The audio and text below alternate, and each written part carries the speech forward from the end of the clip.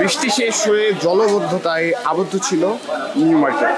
সেই জল নেমে গেলেও জলের যে আবদ্ধ অবস্থা, জলাবদ্ধতা পরিস্থিতির উন্নতি হলেও এখানে আমরা দেখছি এখনো কিন্তু কিছুটা পানি এই নিউ মার্কেটের ভিতরে রয়েছে এবং সেই জায়গা থেকে আমরা দেখছি নিউ মার্কেটের যে ময়লা আবর্জনা, অর্থাৎ বিভিন্ন প্লাস্টিক, পলিথিন এবং সেই যে কাগজপত্র, সেই কাগজপত্র কিন্তু পরিষ্কার করছে যারা এখানকার দোকান মালিক এবং দোকানিরা রয়েছেন। তারা কিন্তু এই জায়গাটি পরিষ্কার করে একটি জায়গায় রাখছে। তবে এই যে চিত্র, এই চিত্রটি কিন্তু আসলে খুবই একটি দুর্যোগপূর্ণ অবস্থার বর্ণনা দেয় এবং আমরা দেখি নিউ মার্কেট এলাকায় যখনই বৃষ্টি হয় তখনই কেমন যেন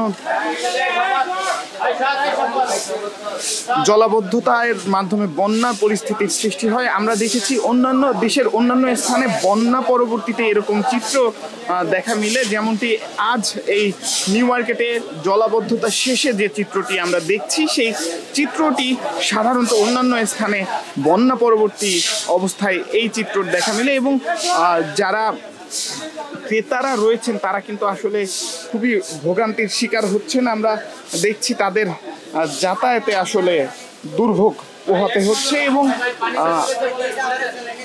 পানি কমে গেলেও বর্তমান যে পরিস্থিতি, সেই পরিস্থিতি আপনাদেরকে দেখানোর চেষ্টা করছি।